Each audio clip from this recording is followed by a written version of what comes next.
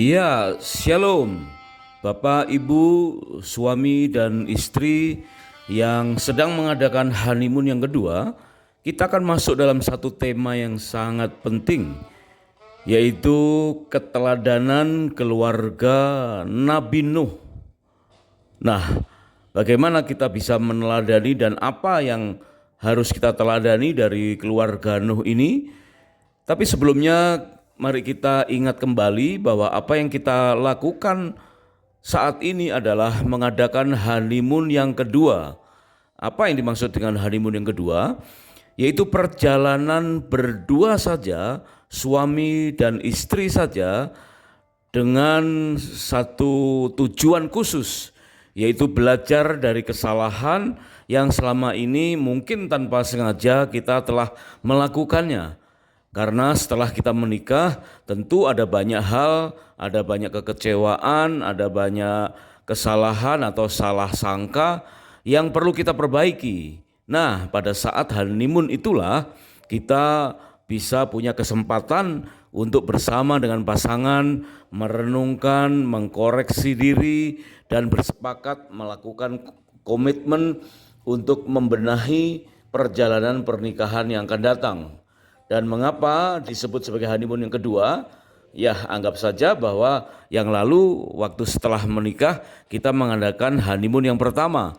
Dan kemudian pada kesempatan berikutnya anggap saja itu sebut saja sebagai honeymoon yang kedua.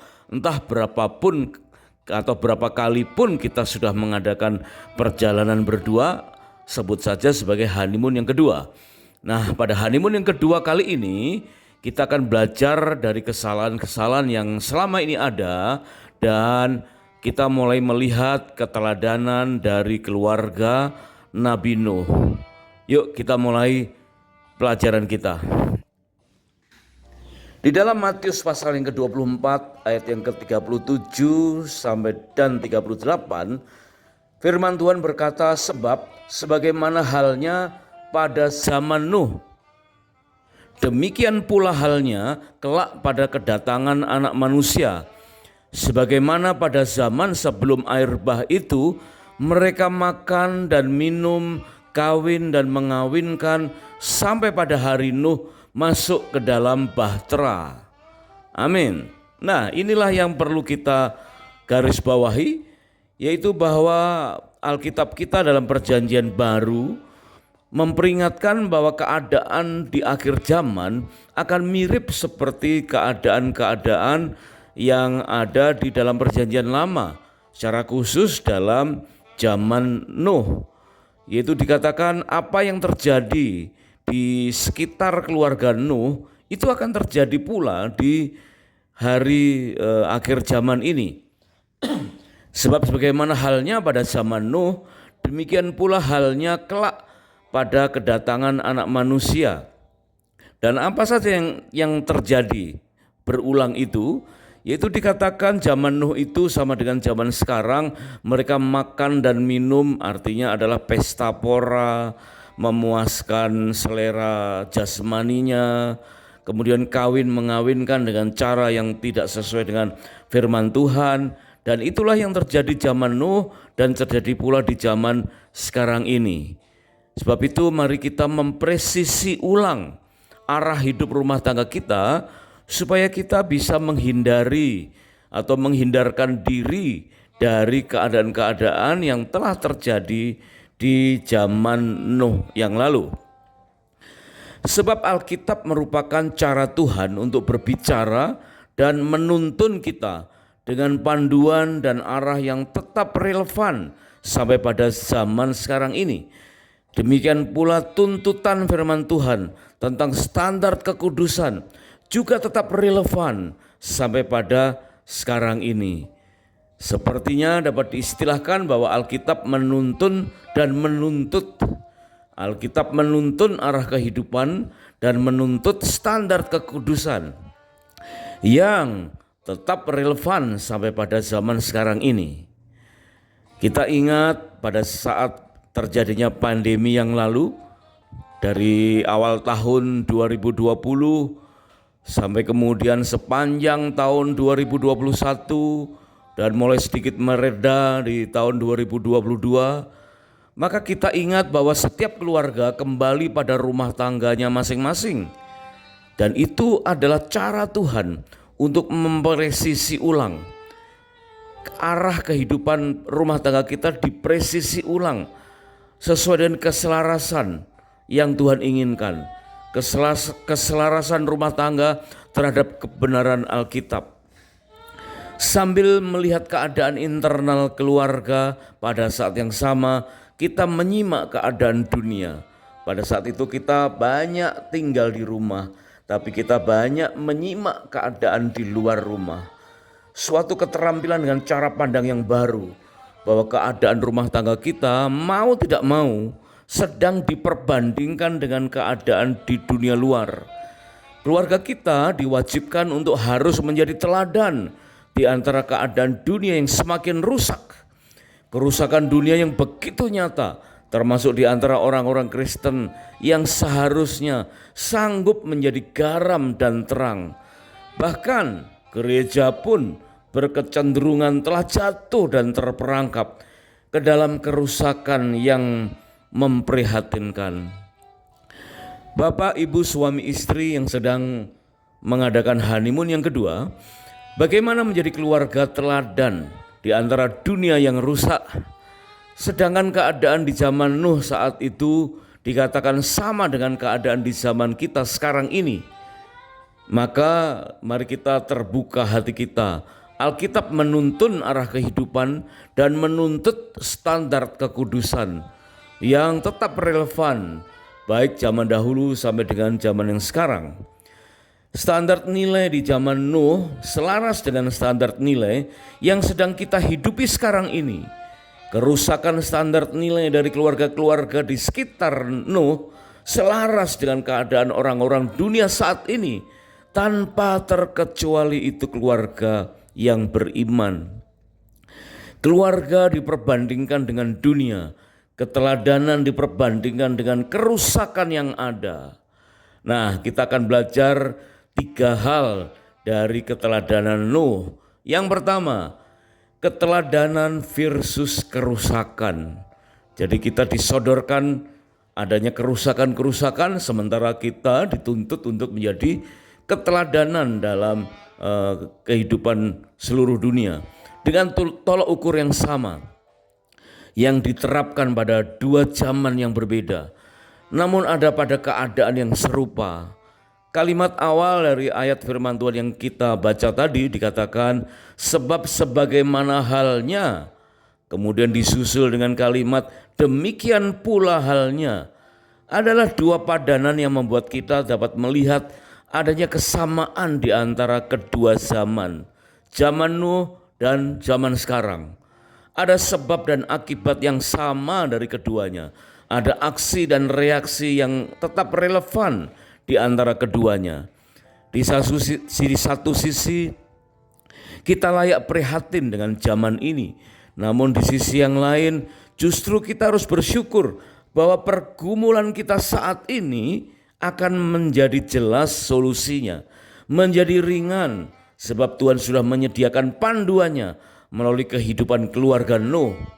Kita dapat meneladani dalam berbagai hal, termasuk belajar dari kesalahan yang telah terjadi.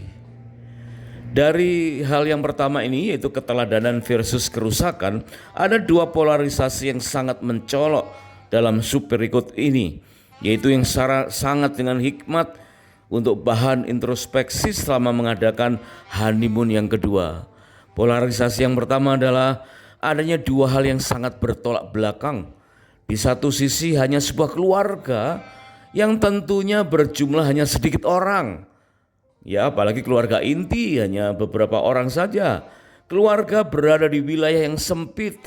Di sisi yang lainnya adalah seluruh dunia yang tentunya berjumlah sangat-sangat banyak dengan wilayah yang sangat luas. Kemudian polarisasi yang kedua adalah antara keteladanan dan kerusakan. 2 hal yang sangat bertolak belakang, antagonis. Bagaimana bisa mendapatkan keteladanan di antara banyaknya kerusakan? Bahkan dikatakan bahwa semua manusia menjalani hidup yang rusak di bumi. Semua manusia. Menurut Kejadian pasal yang ke-6 ayat 9, ayat 11 dan ayat yang ke-12, firman Tuhan tertulis, inilah riwayat keluarga Nuh. Nuh adalah seorang yang benar dan tidak bercela di antara orang-orang sejamannya. Dan Nuh hidup bergaul dengan Allah. Di hadapan Allah, bumi sudah rusak dan penuh dengan kekerasan. Allah menilik bumi itu dan ternyata benar-benar rusak. Sebab semua manusia menjalani hidup yang rusak di bumi. Nah, semua manusia dikatakan menjalani hidup yang rusak di bumi. Itulah yang tercatat dalam Alkitab. Suami istri, bapak ibu yang sedang mengadakan honeymoon yang kedua, baiklah kita perdalam terlebih dahulu tentang polarisasi yang pertama, yaitu antara keluarga dan dunia. Mengapa keadaan keluarga harus diperbandingkan dengan dunia? Ya tentu bukan apple to apple, namun demikianlah keadaannya. Keluarga Nuh diperbandingkan dengan keadaan dunia pada saat itu. Demikian pula keluarga kita, mau tidak mau harus diperbandingkan dengan keadaan dunia di zaman ini. Di dalam Kejadian pasal 7 ayat 13, pada hari itulah Nuh masuk bersama Sem, Ham, dan Yafet, anak-anak Nuh dan istri Nuh, serta ketiga istri anak-anaknya ke dalam bahtera itu. Secara aktual, mau tidak mau, keadaan keluarga Nuh dan keluarga kita juga akan diperbandingkan dengan keadaan dunia di zaman kita. Perbandingan tentang seberapa dekat dengan standar firman Tuhan. Standarnya sama-sama ketetapan firman Tuhan.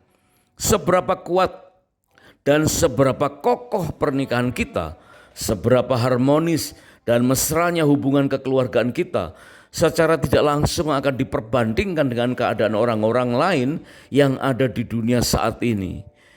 Bukan lagi tentang seberapa jauh kita pernah mengadakan tour atau traveling, atau seberapa sering kita menikmati wisata kuliner, atau seberapa hebatnya foto-foto kegiatan kita yang kita posting di media sosial, namun seberapa kompak dan seberapa harmonisnya keluarga kita saat ini. Sebagaimana keluarga Nuh yang tercatat sebagai keluarga yang harmonis, Nuh merupakan sosok kepala keluarga yang disegani bahkan oleh ketiga menantunya. Dengan respek yang penuh, istri dan ketiga anak-anak Nuh beserta ketiga menantu Nuh ikut bersama-sama masuk ke dalam bahtera. Bisa jadi keluarga lain pada waktu itu tidak ada yang seharmonis seperti keluarga Nuh saat itu. Coba bayangkan, istri dan ketiga anak laki-laki Nuh diikuti oleh ketiga menantu bisa kompak seperti itu, masuk ke dalam bahtera secara bersama-sama. Keharmonisan dan kekompakan keluarga Nuh, apakah sebagai tolok ukur dan dapat dikatakan berada pada level di atas kecukupan sandang, papan, dan pangan? Ya, tentu hal demikian bukan parameter yang pasti berhubungan secara langsung. Namun dari sifat kekeluargaan dapat dipastikan bahwa keadaan sebuah keluarga merupakan barometer kesehatan jiwa. Lebih dari sekedar kecukupan sandang, papan, dan pangan. Keharmonisan sebagai tolok ukur ketahanan mental untuk sanggup atau tidaknya menghadapi tantangan di dunia ini. Seperti halnya pada masa pandemi, jawaban dari pertanyaan-pertanyaan itu tentu dibutuhkan dengan adanya kesehatan baik tubuh, jiwa, dan kesempurnaan roh. Seorang pengkhotbah pernah bertanya kepada jemaat, pilih mana antara keharmonisan atau kesehatan? Wah, ini pilihan yang tentunya sulit ya, harus dipilih salah satu, mana yang duluan?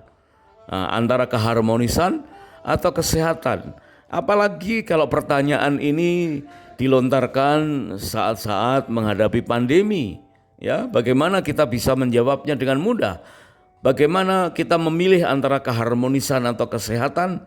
Semua jemaat menjawab kesehatan. Karena masa pandemi yang sangat diperlukan adalah kesehatan. Tentu kita semua tahu tentang hal itu. Kemudian pengkhotbah tersebut mengajak jemaat bersama-sama membaca serangkaian ayat, yaitu dalam Mazmur 133 ayat 1 sampai dengan 3. Firman Tuhan berkata, sungguh alangkah baiknya dan indahnya apabila saudara-saudara berdiam bersama dengan rukun, seperti minyak yang berharga di atas kepala meleleh ke janggut Harun turun ke leher jubahnya. Seperti embun gunung Hermon yang turun ke atas gunung-gunung Sion. Sebab kesanalah Tuhan memerintahkan berkat, kehidupan untuk selama-lamanya. Nah, pengkhotbah tersebut kembali berkata, pada ayat terakhir dikatakan Tuhan memerintahkan berkat. Pertanyaannya, apakah berkat itu termasuk kecukupan makan di saat pandemi dan tercukupinya sandang serta papan? Jawabannya adalah ya. Apakah berkat itu termasuk kesehatan? Dengan serempak semua jemaat menjawab ya. Kemudian pengkhotbah tersebut kembali menampilkan 3 ayat dari Mazmur 133 ayat 1 sampai dengan 3 di layar besar di panggung. Dan mulailah bertanya kembali. Coba kita perhatikan dari ketiga ayat tersebut, manakah yang menjadi penyebab dan manakah yang sebagai akibat. Nah, coba saudara kita perhatikan ya. Suami, istri, bapak, ibu yang sedang mengadakan honeymoon yang kedua, di saat kita sedang santai di tempat kita mengadakan honeymoon, coba bersama-sama kita buka 3 ayat itu, yaitu Mazmur 133 ayat 1 sampai dengan 3, dan perhatikan manakah yang menjadi penyebab dan manakah yang sebagai akibat. Perhatikan antara kalimat diam bersama dengan rukun dan kesanalah Tuhan memerintahkan berkat. 2 kalimat itu manakah yang sebagai sebab dan manakah yang sebagai akibat? Nah, dalam ibadah itu semua jemaat serempak mengangguk-anggukan kepala dan sebagian lagi menatap layar sambil tersenyum tipis. Entahkah itu sebagai tanda betul-betul faham atau justru bingung. Nah, disinilah perbedaannya antara keluarga yang sekedar berrohani dengan yang berrohani dan yang berhikmat. Mungkin Bapak Ibu semua saudara bisa menulis di kolom komentar tentang 2 pilihan ini ya. Mana sebagai sebab dan mana sebagai akibat dari kalimat diam bersama dengan rukun dan kesanalah Tuhan memerintahkan berkat. Sebuah keluarga yang dikepalai dengan baik, semacam keluarga Nuh misalnya, akan sanggup menjelaskan pertanyaan tersebut, bahwa hidup diam bersama dengan rukun adalah penyebab dari Tuhan memerintahkan berkat yang sepenuhnya. Perhatikan kata apabila yang mendahului kalimat tersebut. Hidup rukun adalah syarat utama yang harus dipenuhi terlebih dahulu sebelum perkenanan Tuhan untuk memerintahkan berkat yang termasuk di dalamnya adalah kesehatan. Sehingga apabila ditanyakan apakah yang menjadi prioritas untuk dilakukan terlebih dahulu, mengutamakan kerukunan atau kesehatan, jelaslah bahwa seharusnya jawabannya adalah kerukunan atau keharmonisan. Meskipun kita saat itu memang sangat perlu tentang kesehatan ya. Sebab kerukunan adalah sebagai syarat atau penyebab utama untuk diberkati. Termasuk di dalamnya adalah berkat kesehatan sebagai komponen dari hidup berbahagia. Marilah sekarang kita mencoba untuk berandai-andai dari kedua hal tersebut, yaitu antara kerukunan dan kesehatan. Seandainya saja rumah tangga kita tidak ada masalah dengan COVID-19, ya tidak ada sakit penyakit, sampai sekarang pun semua sehat secara tubuh, keuangan juga sehat, tetapi hubungan dengan pasangan tidak harmonis. Coba bayangkan ya, semua tercukupi, berlimpah-limpah secara materi dan kesehatan, tetapi tidak harmonis.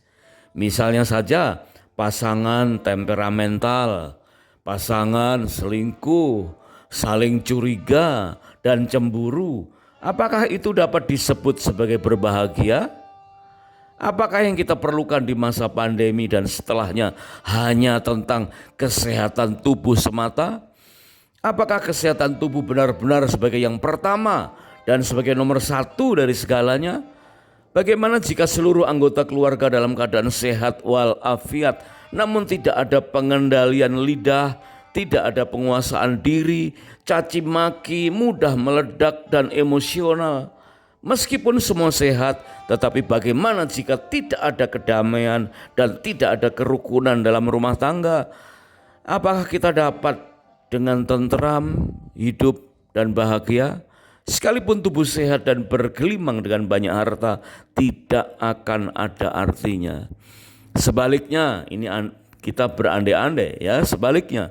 Seandainya pasangan sedang lemah tubuh, ya mungkin waktu COVID yang lalu terinfeksi dengan begitu berat ya, atau sekarang ini sedang menderita sakit keras. Namun hubungan suami istri tampak tetap harmonis, dapat saling menjaga untuk hidup rukun, ada gairah untuk saling merawat pasangan yang sedang sakit, tetap saling mendoakan. Apakah Tuhan tidak tergerak untuk memenuhi firman-Nya dan segera memerintahkan berkat? Bisa saja ada anggota keluarga yang menderita sakit penyakit, bahkan mengalami kematian, meskipun rumah tangga mereka harmonis. Ingatkah kita dengan anak-anak Ayub? Bisa saja itu terjadi di zaman ini. Inilah bagian yang memang sulit untuk kita pahami saat ini.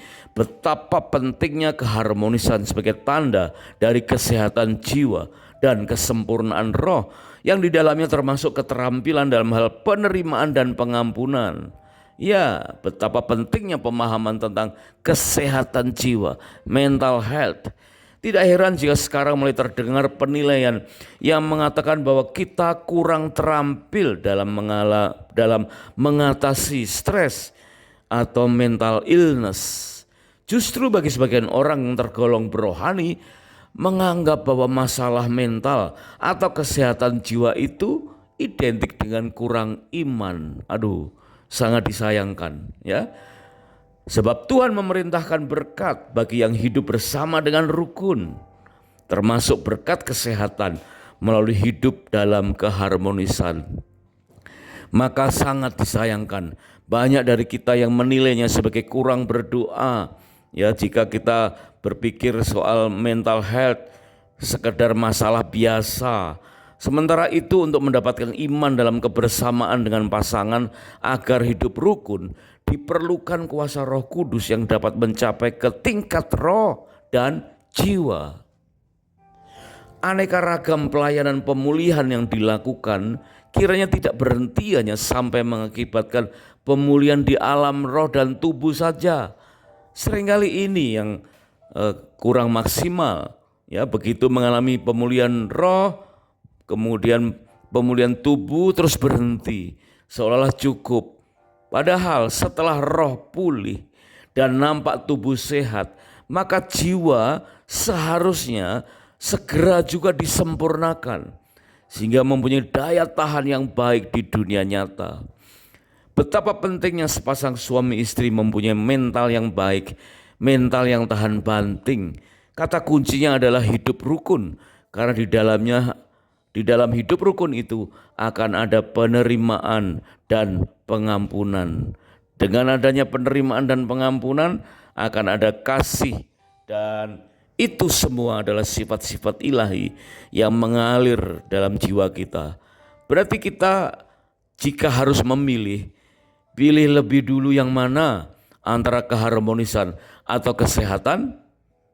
Harusnya kita sebagai keluarga yang berohani dan berhikmat, ya, ataukah sekedar tampak berohani namun yang duniawi? Itulah dua hal yang harus kita bedakan. Ya, silakan menjawab dalam saat menikmati bulan madu yang kedua ini. Silakan ditulis di kolom komentar bagaimana jawaban kita. Dan ingat kembali dalam Kejadian pasal yang ke-8. Kejadian 8 ayat 13 dan 14. Firman Tuhan berkata, pada tahun ke-601 bulan pertama, tanggal 1 bulan itu, air itu sudah kering dari atas bumi. Nuh kemudian membuka penutup bahtera itu dan melihat sekeliling. Ternyata muka bumi sudah mulai kering. Pada bulan kedua, tanggal 27 bulan itu, bumi telah kering. Bapak, Ibu, Saudara, suami istri yang sedang mengadakan honeymoon yang kedua, kita ketahui sekarang bahwa ternyata benar Nuh memberikan teladan bukan hanya sekedar harmonis saat mengerjakan bahtera, ya tetap menjaga harmonis sampai masuk ke dalam bahtera, tapi bisa menjaga keharmonisan sepanjang berada di dalam bahtera sampai keluar bahtera. Sebab itu kita ingat pada masa pandemi dan setelahnya, kehidupan kita bagaikan keluarga Nuh yang terombang-ambing oleh banjir besar, namun tetap harmonis dalam bahtera. Untuk berapa lama Nuh itu hidup dalam bahtera? Jika kita hitung dengan cermat, maka jumlah hari di dalam bahtera adalah 377 hari. Demikian menurut catatan dalam Alkitab Penuntun Hidup Berkelimpahan halaman ke-18. Termasuk 40 hari hujan lebat dan 150 hari dengan banjir besar, dan ini merupakan waktu yang tidak sebentar. Dan kitab Kejadian itu menjelaskan akhirnya Nuh keluar ya dengan tetap harmonis bersama istri, ketiga anak dan ketiga menantunya. Dan saatnya pada saat mereka sekeluarga mengakhiri pengungsian, ya dalam tanda petik, yang panjang untuk melanjutkan kehidupan pernikahan mereka dengan mendarat di tempat yang mereka belum pernah mengenalnya. Inilah keadaan kita. Setelah selesai pandemi, kita masih dihadapkan berbagai macam persoalan. Sepertinya kita sedang mendarat ke suatu keadaan atau tempat yang belum pernah kita mengenalnya. Kita melalui jalan yang belum pernah kita lalui. Tertulis dalam Kejadian pasal 7 ayat 23, ayat 24, Kejadian pasal 8 ayat 15 dan 16. Firman Tuhan berkata, demikianlah dihapuskan Allah segala yang hidup di muka bumi, baik manusia maupun hewan, binatang melata dan burung-burung di udara, sehingga semuanya itu dihapuskan dari atas bumi. Yang luput hanya Nuh dan semua yang bersama dia dalam bahtera itu. Air itu berkuasa di atas bumi selama 150 hari. Berfirmanlah Allah kepada Nuh, keluarlah dari bahtera, engkau bersama istrimu, anak-anakmu, dan istri anak-anakmu.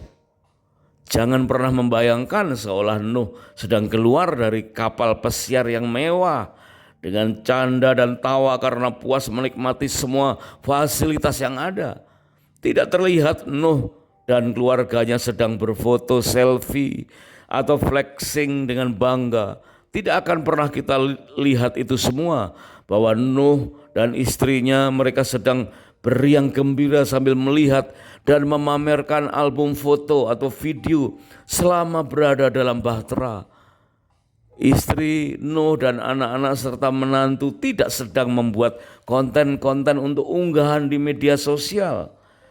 Selain karena waktu itu memang teknologi tersebut belum ada, juga karena memang situasinya bukan sedang berwisata. Nuh dan keluarganya sedang berada di tempat dan situasi yang tidak layak untuk hidup normal.